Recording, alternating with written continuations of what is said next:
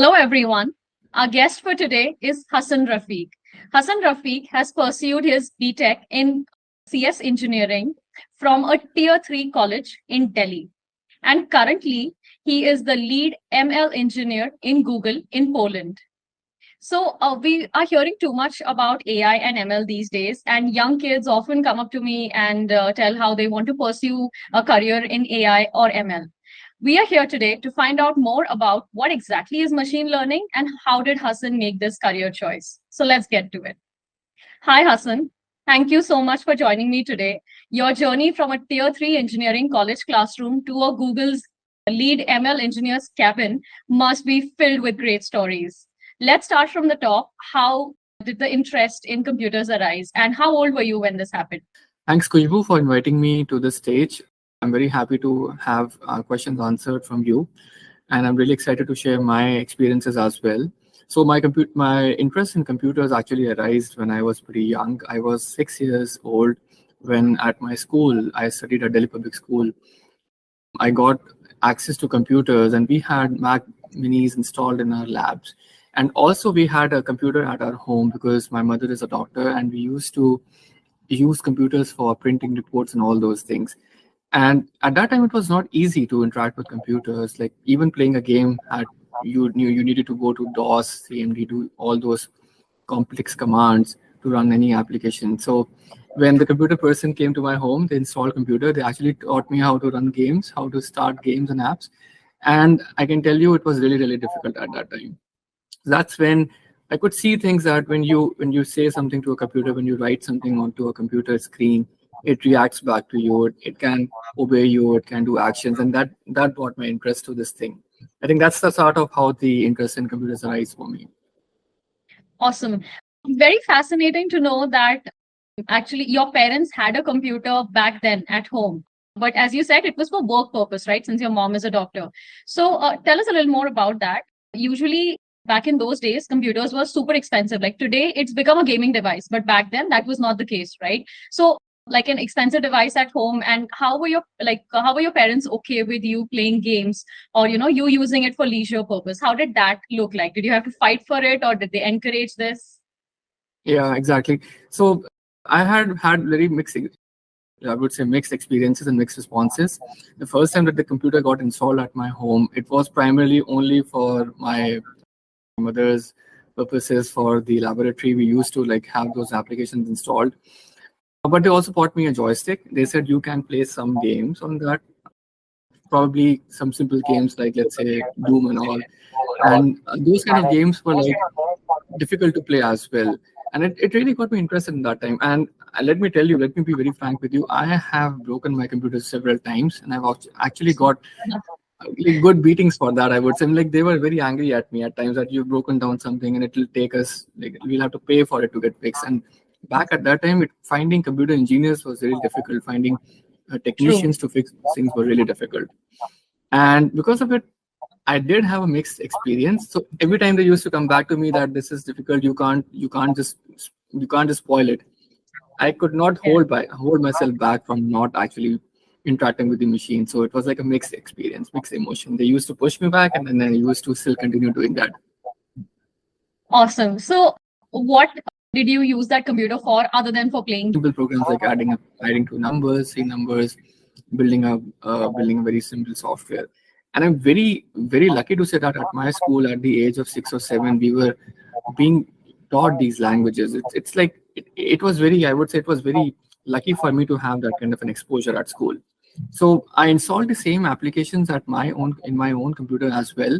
We used to bring those floppy drives from school and install those applications like these programming languages at my laptop, and I used to practice them. And it felt very lucky. It felt very interesting and very exciting that you can actually code a machine at your home as well. It's not just this is something which is only related to your school machines, but also at your home you could do something like that. And this was quite, I would say, quite fascinating for me. Amazing. So that computer had a huge effect in your life, Yeah, and even now, right? So because exactly. you got something and you were using it, you were fiddling with it for leisure purpose as well as for constructive purpose, and you Exactly. explored it, you were curious about it, and that's I think that's where it all started. Amazing. So, at what age did you realize that you want to be a computer science engineer? And did you even know this term? How did you come across this? Like these days, it's a very common term, but back then, knowing that, oh, I want to be a computer science engineer, that was a very niche thing, right? So, how did that journey look like? Yeah, actually, I would say that it never started to me that I would be a computer science engineer actually. So my family has a mixed batch of engineers and doctors and like very sophisticated people. My mother used to keep motivating me that I should be a doctor actually, and my father, he is a mechanical engineer. So I used to listen from them their experiences about education, and I was very fascinated with with machines all the time. So I was in my young age, I was not so sure that I want to be a computer engineer. Definitely, computer used to fascinate me a lot, but it was Yeah. overall about machines that used to fascinate me a lot. So when I turned 14, and that's when you move to class 10th, for example, in India, you have to make a tough choice. You have to make a choice towards your career. You need to start looking for what kind of coachings you want to do. Do you want to go into PCM, or you want to go into medical, or you want to go into commerce? I think that's when you have to start making those decisions. So when I was 14, I moved into class 10th. I was preparing for my board exams. I had this discussion with my parents that we now need to think about it, and I had two options in my own mind. So I thought in engineering I want to do something either with electronics or I want to do something with computers, and I had already a lot of interest and inclination towards computers. So I thought, why not computers? It should be like my first choice. And the second one is electronics, because even if you do electronics, you can still do computer science as your full-time job after taking that degree. That was my overall thought process when I was targeting to become an engineer actually. Right. So I think when you were taking that choice of what do I do post 10 standard, it wasn't as confusing for you because you were already very fascinated by the machines and you knew that Exactly. you wanted to be an engineer and electronics and computer science were your two options. Yeah, right. Awesome. So what were your thoughts and how was your experience in a tier 3 engineering college? Did you feel like you wanted to give it another chance and maybe repeat that? So the experience is pretty bad because when you prepare a lot and you're spending money and time and efforts, and then there are so many emotions attached to it. Your parents are looking forward to you, your friends are looking forward to you, your relatives are looking forward to you, and not clearing something, it's like it can be quite devastating. But the idea is, for me, how I kept myself is that I wanted to move forward. I did have a choice of taking a step back in, let's say, 1 year, dropping through the school, and then continuing to prepare for the examination. But I thought that probably it's more of a waste of time, because my ultimate goal was to be a computer engineer, and I was pretty adamant on that. I was pretty firm and focused on that. For me, it was just like to get into the course and continue my other journey, which is to get better into programming languages or pick up some area in computer science engineering or in that field that I would probably take forward as my path of career. And my experience of by being in a tier 3 engineering college was, I would say, not that bad. Some teachers over there in my college had actually identified my passion, and they supported me a lot in my journey. I had some very good teachers whom I still communicate today, and they are really good friends, and they're good, I would say, my mentors, my gurus even today. And what they taught me is that even though, let's say, you go to a T3 college, even if, let's say, you don't have that kind of a group with you, or let's say Yeah. not so much competition, but the good thing is, but the goal should be, or your idea should be, that you should make tough challenges, you should solve those challenges for yourself. Okay. And I also involved myself in extracurricular activities like robotics, embedded design. I started, participating in all these conferences and these competitions that you have in IITs and BITS and all. So Yeah. that was my overall experience of being in a tier 3. I would say it was a good experience for me. This. I think a very powerful point that you highlighted is even if you were in a tier 3 college, you did not restrict yourself to that circle. You could Yeah, not be in a tier 1 college, but you participated in all the competitions that were hosted by and in the tier 1 college. So that gave exactly. you a good amount of exposure, right? And at the end of the Exactly. day, like your educational studies matter, of course, but what Yeah, matters more is what the extracurricular that you do along with it. So these competitions, be it exactly. MBA or engineering or any other course for that matter. If you have a chance to do extracurriculars, one should always take that chance. Definitely. Absolutely. Amazing. Absolutely. We often hear this term AI and ML interchangeably, right? So, Yeah. for the understanding of our school students and their parents, I want you to describe what does AI and ML mean in very simple terms, and is there a difference between the two? And I can tell you, it's not only you who ask me this question. I have so many people whom I know, they're experts, and Yeah. then they often make mistakes in making a difference between AI and ML. And I would like to take this, I would say, platform to explain in very simple terms as to what machine learning is, which stands for ML, and what AI is in artificial intelligence, and how do we actually, in terms of technology, relate to both these things.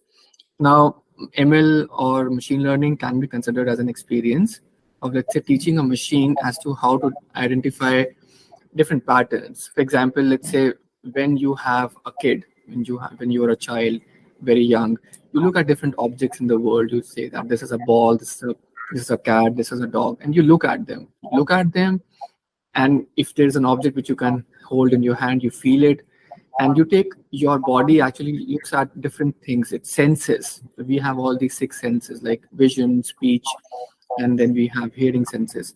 Similarly, what a machine learning step involves is a machine takes all these feedbacks. So it looks at an image of, let's say, a cat. These are the images of cats. These are the pictures of a dog. These are the pictures of a ball. This is how it looks like. And then the machine learns these patterns. We teach a machine that this is how a cat looks like. This is how a dog looks like. So whenever next I'll show you a new picture from a mobile phone, and I can ask that machine, tell me what does it look like? Does it look like a ball or a cat or a dog? Hmm. It can go back to its past experiences and knowledge of us teaching it, and it can probably make a guess that maybe it looks like a cat, maybe it looks like a dog. And this is like machine learning. And artificial intelligence or AI is more like teaching a machine to be like a human. There's a difference between ML and AI. Artificial intelligence is Hmm. like you teach a machine how to be like a human, which means you can reason like a human. You can make decisions like a human. You can make mistakes and learn from those mistakes. So machine learning is actually a tool used to build an AI machine. So when you're building an Right. artificial intelligence machine, you'll use machine learning as one of these tools, basically. And there are other tools like natural language intelligence, natural language understanding, and so on and so forth as well. Right. So, if I am to break this down in the form of an example, usually when we log in, we see a lot of times we have to prove that we are a human being, and we have to tick wherever you see a Yeah, dog, yeah, etc. So that exactly. that entire process is machine learning. But Chat Exactly. That GPT would be artificial intelligence because the machine is capable of understanding what you're saying and replying back to you. I would say it is closer to artificial intelligence because there's a huge discussion going on these days. Can we call it as AI or not? To some extent, it's a step closer to artificial intelligence, but then definitely more than machine learning. Yes. Okay. So before getting into machine learning, you worked in IT for 4 years. How did that journey look like, and what made you switch to machine learning? Yeah, I think, and this again goes back to my experience. Whenever an engineering student, I would say, or an engineering graduate, fresh graduate, or a fresher, as we call it as a term in India, they go out into the market or they start setting in for placements. It's nevertheless, I think it would be very seldom. It would be like very rare when they'll get something they actually like. For example, I know so many of my friends who love gaming, who loved graphic designing, who loved, let's say, music, but they never got their first jobs are never of their interest. I mean, it's very seldom, it's very rare. And that happened Yeah. with me as well. I mean, it's difficult. You have 4 years of my job in that profile. And I'd switched already from from my first company to Deloitte. And at that time, while I was at Deloitte, I saw there was an industry revolution happening in things like IoT, and there was some flavor of machine learning coming in. He is a very famous, I would say, machine learning professor or a teacher online, and he was in Stanford. So he had a course to teach machine learning using MATLAB. And I thought, I don't even know MATLAB, but this is a good opportunity. Rather than wasting my weekends on doing nothing and watching TV or maybe just listening to music, why not spend some time on getting upskill. Maybe this might help. So I turned up to this course. It was a 3-month course on MATLAB, and guess what? I really liked it. Came back to my seniors in Deloitte, to my stakeholders, to my management team. I told them that I did something, and they were also very welcoming to this fact. They said, let's go ahead and try how you can use the skill in our work. We did some POCs. We started with some small projects, and that's how I moved into machine learning, and then it just kept on growing. And I can tell you something, since that day and until today, I still have courses assigned to myself which I keep on doing every weekend, and it has become a habit into Wow. me. Wow, amazing. Also, it's huge that you could convince a MNC and a big company like Deloitte to, incorporate new things, and that you have learned some new technology and let's start Exactly. projects around it. That's a huge thing because things are in Exactly. big companies, things are already decided 1 year in advance what you're going to work on, and they usually Exactly. don't pivot. Exactly. So that's Exactly. And that I is think it amazing, quite impressive. it's These days, I see a lot of young aspirants, engineering aspirants mainly, wanting to become AI and ML engineers, right? And they right. obviously have little to no knowledge about the field. So I just want you to address this question of whether you can be an AI ML engineer fresh out of college. If not, when is the earliest you can be one, and what kind of experience do you need? So basically, I think I've noticed that there are a lot of BTech courses in AI and ML these days. I know some of my relatives, some of my friends who are juniors who are taking up all these courses, and I highly recommend that. If you want to move into AI and ML, then there are two options. Either you do a BTech or a BS in computer science, and then maybe you can do a specialization in AI and ML. But if you already have a course option which is available for you to take into AI, ML, and BTech directly, go ahead and do that. Because some of these courses which are BTech in AI and ML, they actually they teach you things like big data. They teach you the nuances and the requirements and the components and the concepts of machine learning and AI. The other round is, don't worry, even if you start fresh. I know a lot of people, they get worried when they move out of college straight, that will they get a job or not. When you do something in BTech, let's say as an AI ML engineer, or even if as a CS engineer, you will immediately get hired as an intern or a junior data scientist or a junior machine learning engineer. Even if it is not possible to get into a big company or a big hotshot, don't worry about that. Let me tell you, and let me be frank with you, some of the best opportunities for learning will come from very small places. And I can tell this thing to you from my own experience. Some of the startups, some of the small houses, some of the small groups, they are doing the most fascinating things that you can think of. And I Very think true.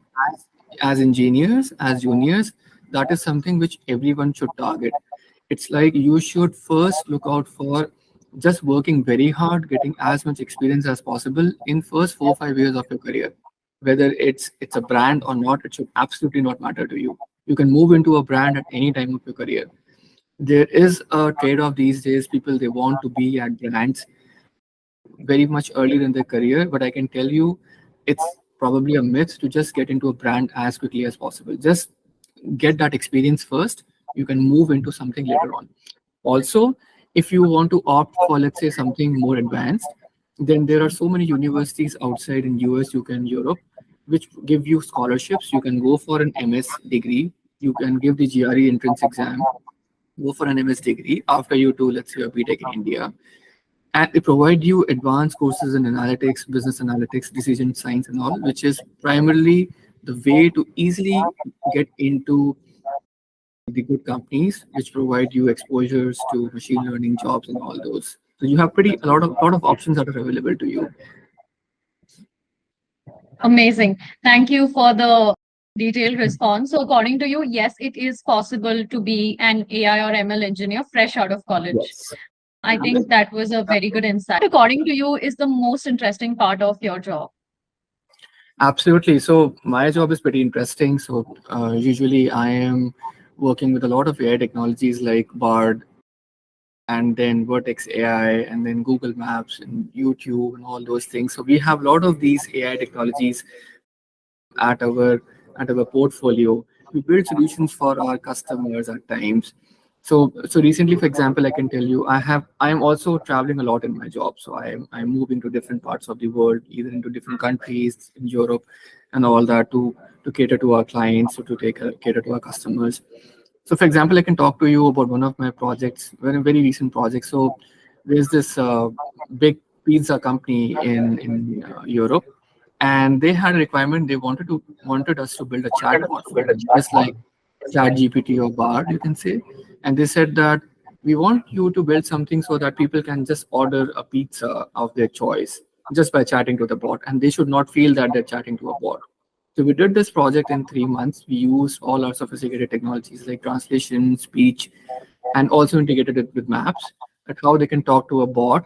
And some of the feedback that we got back is that they thought that they're actually talking to a human, but they were not talking to a human at all. And we also made it in a voice-based conversation. So when they used to call that chatbot, they felt that they're actually talking to a human. And this is some of the most Amazing. interesting, one of the most interesting project that we did recently, and we got really good feedback on that. So this is just a sneak peek into what we usually do at our job. Awesome. Thank you so much for sharing that anecdote. I just want to circle back to the educational part of this entire journey. You said that you did not want to take a break and, look for a better college. But as somebody who's been in the industry for 6+ years, what would be Mhm. your advice for IIT aspirants or young 12th standard students that are preparing for a better college and who want to take a 1 year gap? To count all these things, that are you so focused or not, will you be focused? And at times it is better to start with what you have at that time itself, because you can still cover up for all the gap. You have me as an example. I mean, you can take me as an example, even though it Right. took me a lot of time. But I can tell you, I there were times when I used to feel bad about myself at that time, that what am I doing, where am I heading to? But if you focus for a long time, if you are continuously hitting it through, then you can actually reach to the levels that you want, maybe even higher. So you may think to it on it from the perspective that whether is it going to make a lot of impact on your life, whether you take a break or not. IIT is like one very good platform, definitely. But is it something that is like the end of life? No, it is not. You still can reach out to places through different routes. Correct. Thank you Yeah. so much for those words. What advice would you like to give our school kids who are confused or clueless about their careers? That's a very important question. And usually I have 4 or 5 points for anyone. Let's say I have so many younger cousins and brothers and sisters and friends, and they usually come back to me with this question. I tell them a few things which are actually a lot of there's a lot of myths that is going on social media these days. There are so many examples where people say that we have so many people who are without degrees and they're doing so much, so good, so they're so in I would say successful and all. But what I tell you is that plan for your career, look at a few things which are very important. First of all, you should look at where you are right now, in which country you are in right now, what kind of an environment you are in right now.